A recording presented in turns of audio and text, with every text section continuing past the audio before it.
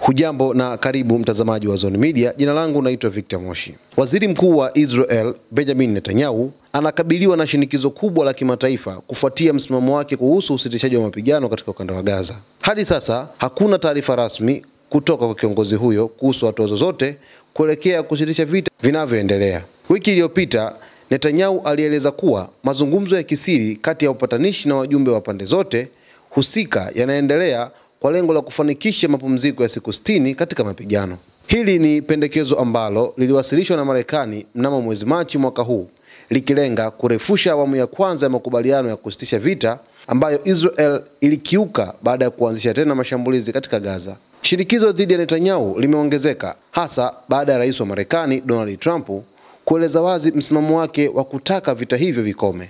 Trump, ambaye amekuwa akizungumzia swala hilo kwa uwazi kwa muda mrefu, ameonyesha kutoridhishwa na kuendelea kwa mapigano hayo. Mbali na Marekani, baadhi ya nchi za Ulaya pia zimekuwa zikiishinikiza Israel, hasa kutokana na jinsi jeshi lake linavyoendeleza mashambulizi dhidi ya raia wa Palestina. Kabla ya Israel kuishambulia Irani wiki 2 zilizopita, kulikuwepo na malalamiko mahali kuhusu kwa washirika wa Ulaya kuhusu ukiukwaji wa haki za kibinadamu katika ukanda wa Gaza. Hali hii imeiweka serikali ya Netanyahu katika njia panda, huku jamii ya kimataifa ikiendelea kuitaka Israel kuonyesha dhamira ya kweli ya kufikia suluhu ya amani ya kudumu katika ukanda wa Gaza. Mtazamaji wa Zone Media, taarifa hii inaendana kabisa na taarifa ambayo rais wa Marekani Donald Trump siku 2 zilizopita alizungumza wazi kwamba usitishaji wa mapigano katika ukanda wa Gaza unaweza kutimia katika wiki moja ijayo.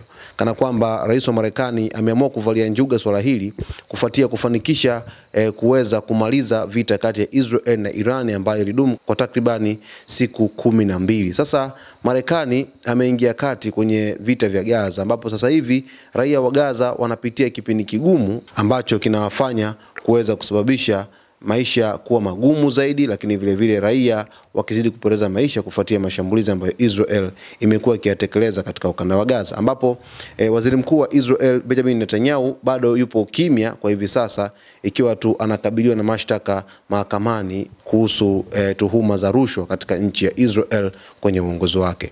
Hii ni Zone Media, jiunge nasi kila siku ili uweze kufahamu taarifa zote ambazo zinatokea huko Mashariki ya Kati.